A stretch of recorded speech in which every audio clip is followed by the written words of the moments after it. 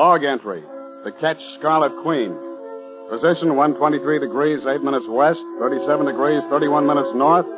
Gyro compass course 237. Wind fresh, sky fair.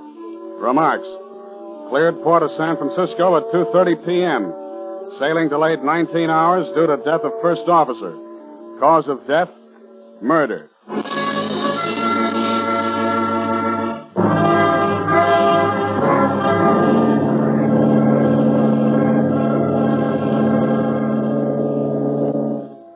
I stood there on the pier that evening, the ache in my frame reminding me that a long, hard day of loading stores was behind me, and looked out over the bay. It wasn't a night for stargazing or anything, just typically San Francisco, damp and gray.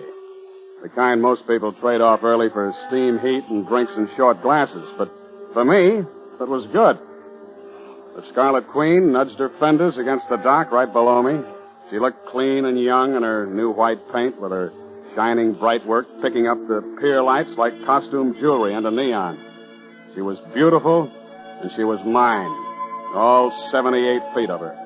She rose and fell just a little, even in the quiet harbor water, delicately, lifting her figurehead out of the shadows now and then to give her a glance at the dock.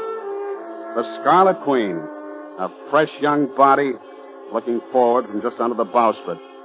Bold, teasing, dressed in only a crown and painted scarlet. But that particular gray San Francisco night wasn't cut out for romance between man and lacquered wood. I didn't hear him as he walked up behind me, but it didn't take me long to pick up the odor of a jail cell after he opened his mouth. You Philip Carney? Yeah, that's right. I'm Kessel, homicide. You know a man named David R. Malone?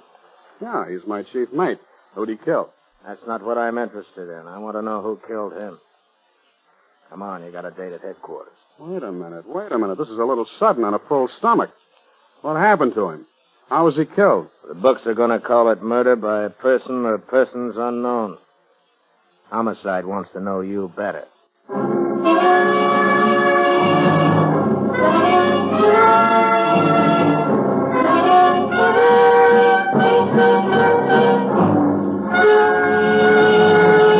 And so begins the voyage of the Scarlet Queen, with Phil Carney, master of the proudest ship to plow the seas, bound for uncharted adventure. Every week, a complete entry in the log, and every week, a league further in the strange voyage of the Scarlet Queen. Your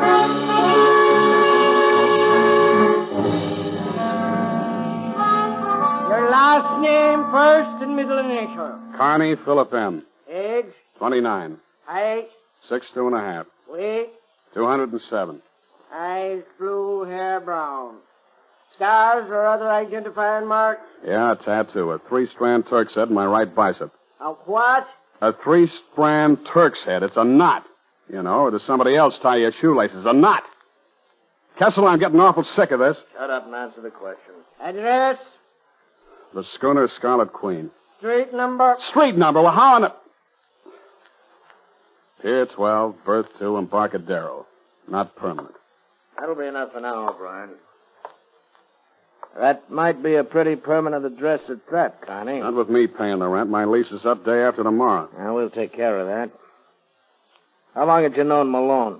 Since, about 5 days. Not about, Carney. How long? 5 days. I signed him on 5 days ago. When did you see him last? Exactly. Between 12:30 and 1 this afternoon, I saw his stern end going around the warehouse at Pier 12. He turned to the right. Exactly. He went to room 218, the Crown Hotel on Columbus Avenue in the North Beach section. Why? Because he's human, I suppose. They build hotels for people to go into. He didn't look human when we found him. Look, Kessel, I don't know anything about it. I'm sorry Malone's dead. He was a nice guy. But that's all I can give you.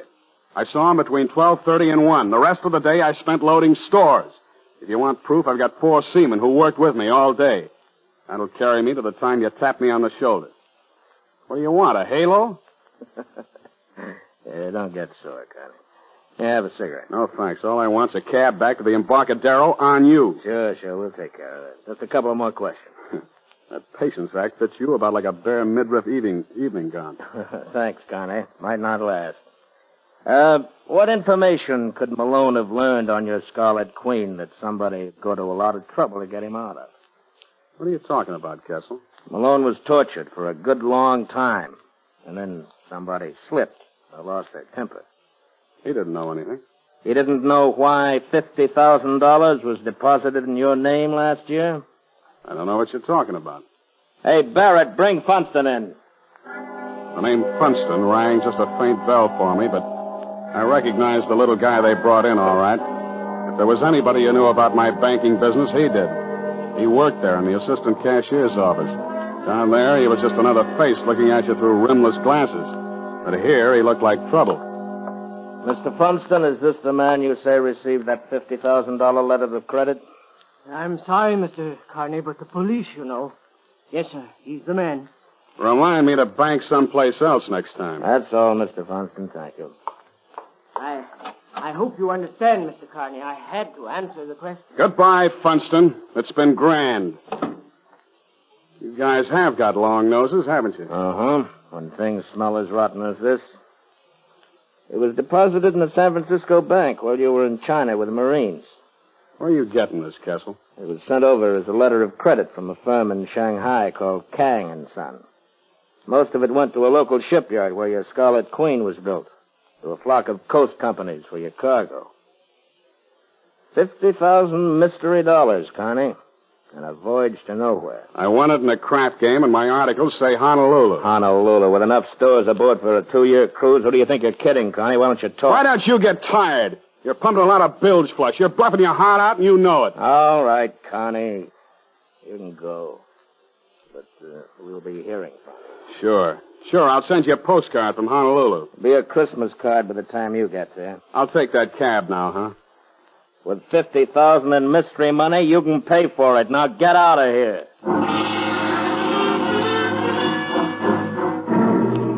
I would have traded places with any engine room hand on any Great Lakes ore ship after I left Kessel, and I hate fresh water almost as much as I hate engine rooms. Kang had warned me when I signed with him in Shanghai. The opposition, he called them. An octopus with a body in an office building in Hong Kong, a brain called Felix Van Gort, and the tentacles groping across the world for the prize Kang was sending me after. A $10 million prize somewhere in the South Pacific, but only Kang knew where, and only Van Gort and Kang knew what it was. I didn't know who the San Francisco tentacle was, but he'd warned me, and I'd fed Malone to it. I knew he'd been tortured for something even I didn't know. The true destination of the Scarlet Queen.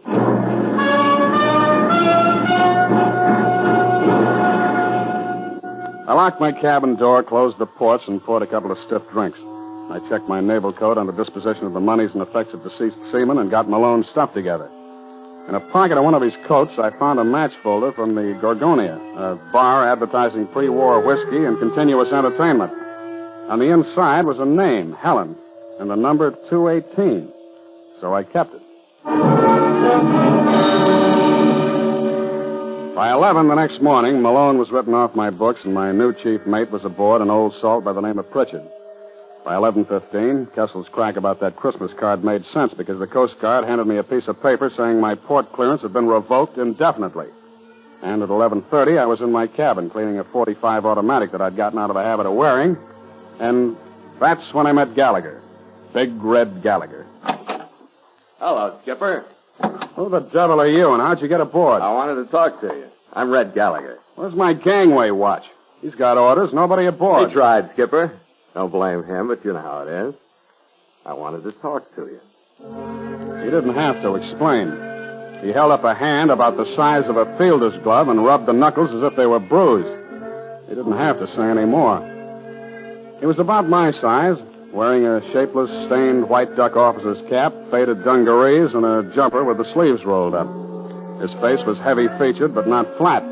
His eyes, gray and set off by crow's feet wrinkles from squinting into the sun.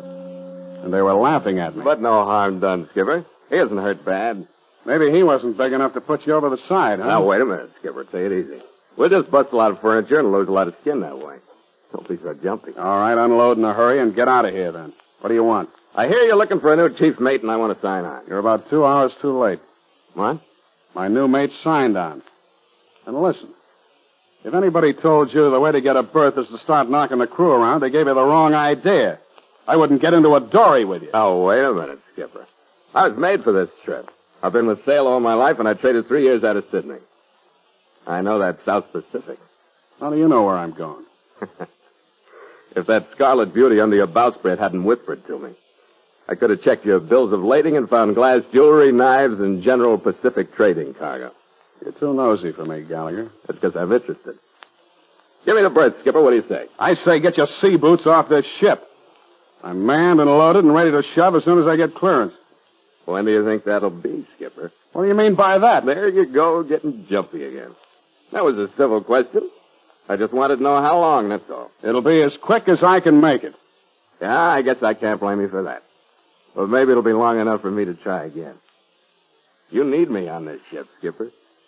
I've lived a long time without you, Gallagher. Keep your eye on the newspaper shipping columns. That's as close as you'll come to my sailing. After he left, I went to work on the 45 again, and at about 9, I got ready to follow the match folder. The Gorgonia was a typical non-tourist North Beach bar. Good, healthy fishermen up from Fisherman's Wharf. 3 women at the bar, and one sitting an electric organ up on a platform. None of them had Helen printed on their backs, but the only one whose name anybody would bother writing down was the gal making with the music. Honey-colored hair with a gardenia over the left ear, white shoulders pushing out of a whiter gown, a face full of confidence in the rest of her, and no wonder. After I finished my drink, I walked back toward her.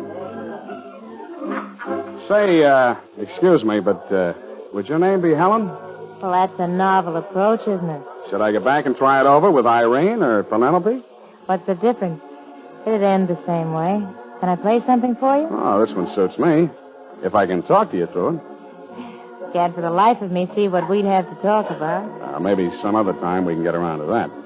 But I ran into an old mate of mine yesterday. He mentioned this place and you, and now I'd like to locate him. His name is Dave Malone. You know him? Malone? You sure he said he knew me? Yeah, I thought so, but maybe he was just hoping, huh? Afraid that must have been it.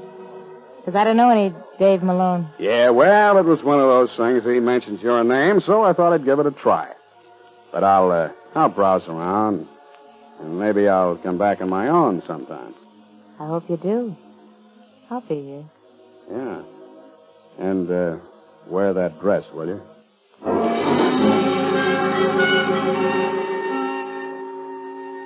I had another drink at the bar and kept my eyes off her just enough to catch her looking at me with more than a professional look once or twice. She did go off guard right after I threw Malone's name at her. I was sure of it. I finished my drink, waved to her, and went out the door like I had someplace to go. But I stopped right after I got out of range of the windows, counted 5, and eased back so I could just look in. She was leaving the platform, and I, along with the good, healthy fisherman, watched her take that white gown back to the phone booths. It wasn't taking her long to contact somebody about me contacting her. It was just chance so far, but there were Malone, Helen, and 218, the number of the murder room at the Crown Hotel. It still could have been coincidence, but there isn't much room on the back of a match folder.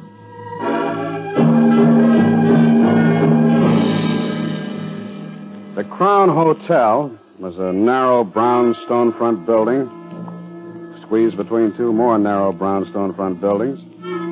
I looked in at the musty lobby. It was empty. I tried the door once to see if it was going to ring a bell someplace, and when nobody showed up, I went in. There was a dingy brown hunting scene hung on one wall, and a dingy brown smell of bad ventilation hanging over everything.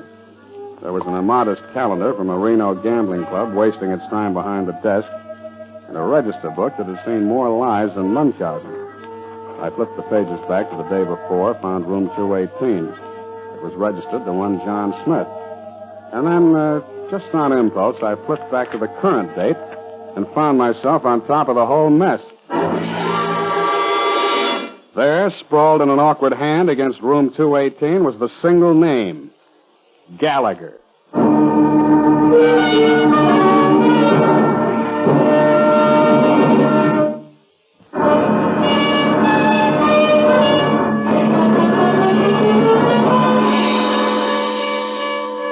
Room 218 and the name Gallagher. All I needed to keep me going up those stairs. All I had to remember to enjoy bringing that 45 out of my shoulder holster was the picture of that wide grin and those gray eyes. I'd have gone through that door even if it hadn't been unlocked.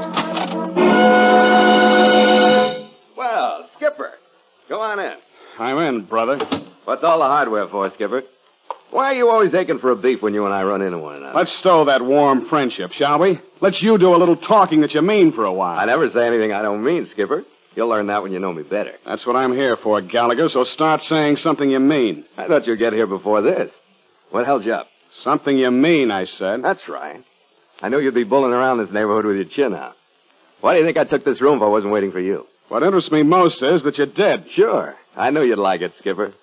I know you got to have somebody for Malone before you can clear San Francisco. You mean you're ready to confess? Not me, Skipper. I'm as clear as deep water. I got a witness. Do I know who he is? Not especially. I think you do, Skipper. He's the guy who killed Malone. They call him Mr. Fox. At about 6 last night, he was paying me $2,000 to sign on the Scarlet Queen. Yeah, that's sure clearing you in my log. It'll clear me a murder. That's only a misdemeanor in this game. Now, starting from Fox, let's hear some more that you mean. I think you and I are going to team up and beat this thing by tomorrow. That's what I mean. You what? That's right. Starting from the Fox. He's working for Van Gort. If you didn't know that before, you know it now. Who's Van Gort? Yeah, you're being cagey, Skipper, and that's all right. You don't know what to say because you don't know how much I know. I don't know how much you know, so we're even. You're talking. The Fox didn't learn what he wanted to learn from Malone. He tried too hard. So he paid me $2,000 to sign on with you. I was supposed to go through your charts and tell him what part of the Southern Oceans you were making for him, find out everything about a Kang and Son. The payoff was going to be $1,000 a month for just keeping the finger on you and waiting to be contacted. It was an easy deal. Somebody in your family must have been born with shark fins not too far back. Yeah, that was supposed to be a great uncle under the Jolly Roger, Skipper. But no fins yet. But I got reasons. I'm telling you this because if they pay off like that for just a line on you, I figure the real dough's going to be made on your side. I still want to ship with you. But for you. Well, I'm telling you, Gallagher, for the price of the Queen, I can't tell you who's crazy in this room. Nobody is, Skipper. You're going to be ahead, too. Believe me, you are. Not ahead of you, Gallagher. I'm not crazy enough to turn my back on you. Listen to me. You know you're fighting a big outfit as well as I do. But I can clear up the mess here in Frisco. I'll put you next to the Fox and his mermaid. Her name Helen? How'd you get that? She isn't hard to find. Well, that's right, Helen Curran. She led Malone to this room with a smile and a promise. Either one would look good from her. I know. I was there. Good. That makes it simple. Come on, I'm going to get you Malone's killers to prove whose deck I'm on. Or put me on a morgue slab for an extra $2,000. I trust you like I trust a compass at the North Pole. All right, take a gamble, and it means you port clearance. But you got to have bait. That's you. And you got to have somebody who can put it in the right place. That's me. Come on, I'll show you how it works. It was about 11:15 when I pulled my left ear for luck the last time, followed him down to the lobby, and took my last look at that Reno calendar. Gallagher looked like he was enjoying putting me on the block. The only reason I could dream up for playing sucker was the idea that as long as I kept a line on him, I was at least secure to something. He squeezed me into the phone booth with him when he put the bait on the hook. He held the receiver so I could get my ear into it, too, and called Helen Curran at the Gorgonia. Hello, baby. This is Red. Well, it's about time. I thought you were coming in. Something came up. You get the gardenia? Yeah, I'm wearing it right now. When can I show you how much I like it? Don't talk like that when I'm so far away. Listen, I ran into something about the Southern Oceans tonight. Oh? How good? Sounded pretty close to me. Did the guy come in there tonight looking for Dave Malone? Yeah, I told him I didn't know him. That was smart, baby. Because that guy was Pritchard. He's the one who beat me out of the berth on the Scarlet Queen. That sounds funny, Red. How'd you get all this? He stuck his head in the bar where I was, and I recognized him. He's got the information we want, baby. I could have maybe pumped him for it, but I thought it'd be better if you and the Fox were in on it, too. Maybe in your apartment later? Well, that's for you to work out. Where is he? On his way back to the Gorgonia. I better tag along for the party, don't you think? Pritchard's big. Yeah, all right, Red. Give me a half hour to get through to the Fox and call me back. I'll let you know where he'll pick you up. Okay? Yeah, but, baby, take it easy till I get there. I don't want that gardenia crushed on anybody's shoulder but mine.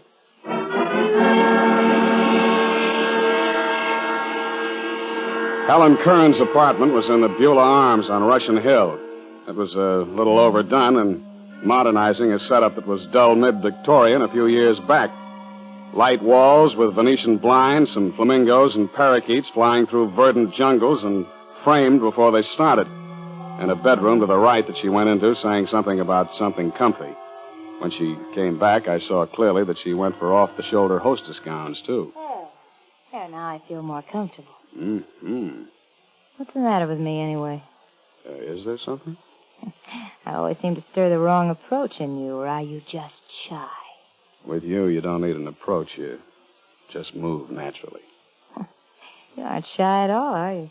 You're just overconfident. You've been spoiled by women. It never hurt me, but then it's not very often as appealing as your brand. Do you think I'll spoil you? Uh-uh. But I wonder if you'd hurt me. Not even if I could. Hey, wait a minute. I couldn't hurt you if I wanted to, could I? I don't know. It gets so lonesome at sea. Like I said, she knew her business, and I had to keep remembering that it wasn't all crushed gardenias tonight. We finally did get around to a drink out of a rattan-covered bottle, and I could tell by the heavy-lidded look she gave me over a glass that I was supposed to be a complete victim and as meek as a kitten with a full belly. She knew her business, but knowing that she knew her business, I went along with the kitten act, but I was as ready as a tomcat when the door opened. But I wasn't ready for who came through it. It was Funston. He was still looking through the rimless glasses, but now his eyes were steely hard and his mouth hung open a little like it was watering. It only took one deep breath to realize that he was the fox. Gallagher followed him in wearing the grin. Hey, boss, wait a minute. Something's wrong. This guy isn't Pritchard. Red, what do you mean? That's right. This guy's Phil Carney, the master of the Scarlet Queen. I was sitting on the couch, and after a sellout like that, there was no use standing up. Helen left me like I'd broken out with the purple pox, and Funston had a small caliber gun out of an inside pocket faster than I could get my breath. Gallagher still stood behind him, looking at me with that grin. Red, he's the one who was in to see me earlier. Never mind, Helen. Something went wrong, then. This isn't the guy I talked to. Never mind, I said. I'm well acquainted with him. You're an impulsive man, Mr. Carney. What are you doing here? I like a game of bridge as well as the next guy. You play a stupid game, Mr. Carney. You should remember that your Red Queen is not the top of the suit. She'll do. She'll never win a trick. You'll never use her. You know what I mean? Yeah, I know what you mean, but you're bluffing, Funston. Either that or you're double-crossing Van Gort and talking for yourself, fighting to stay clear of Malone's murder. I want more than talk. Yeah, you're still bluffing. You don't want to hurt me. Because with me out of the way, Van Gort's octopus would have nothing to follow. Wise up, Funston. You don't scare me. I'm too valuable. All right. I'll pay you $25,000 for the destination of your Scarlet Queen. I can't hear you. There are methods that talk louder than money. Now you're bluffing again. You'd never get it that way either. And what did Van Gort say if you laid me next to Malone? That's something I'll have to find out. At the moment, that looks better than arrest for murder. Stand up, Carney. You're really on a spot, Funston. You're even getting the double cross from your own people in this room. Now who's bluffing, Carney? I mean, you're getting it from Gallagher. He knew who I was tonight. Gallagher. Skipper, why do you have to rush things? Oh, no. I'm all right, Skipper. I'll take him. Watch the mermaid. I raced her across the room to a table. She had a drawer open and a nickel-plated revolver half out of it by the time I grabbed it. No. Drop it, sister. Drop it. Let go of me. I said drop it. Calm down, sister. Get over there and calm down.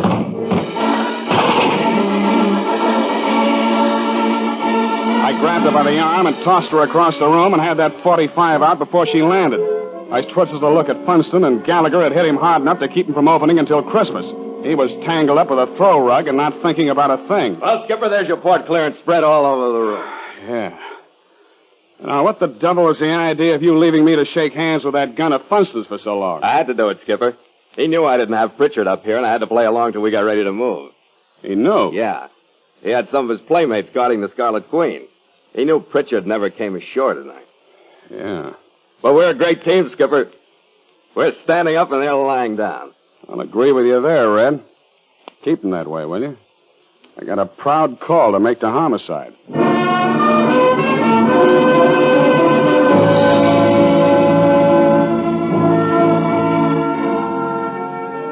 Kessel got what he wanted from Funston and Helen Curran. They didn't know any more about the whole story than I did. They were just stooges for Van Gort.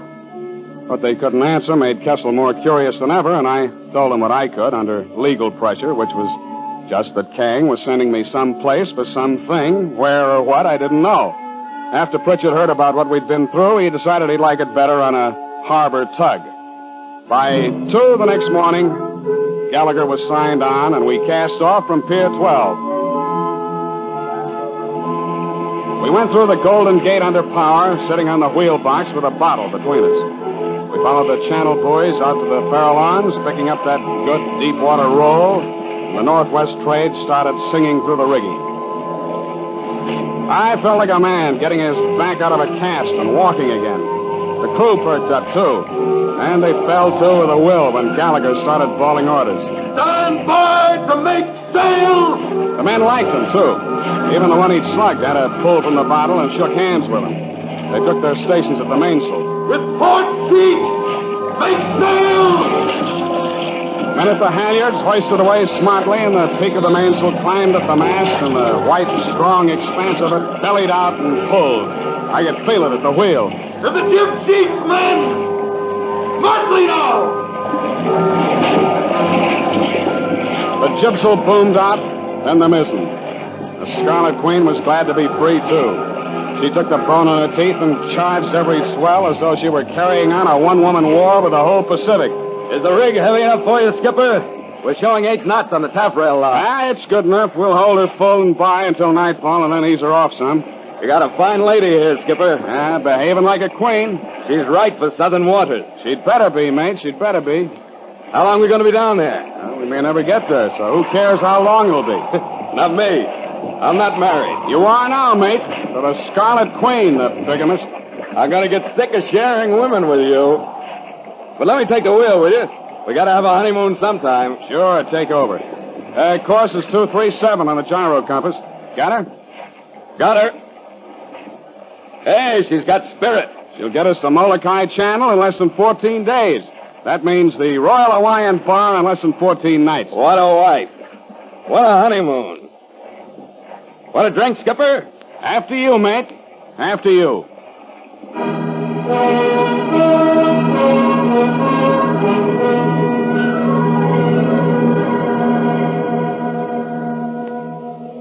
Log entry. Catch Scarlet Queen, 5:30 p.m. Miles traveled, 31. Wind brisk, sky fair. Sea choppy with high cross swell. Mainsail and mizzen reefed. Ship secure for night. Signed, Philip Carney, Master.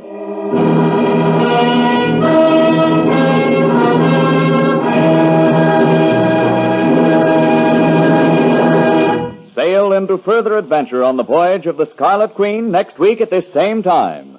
Port of call, Honolulu.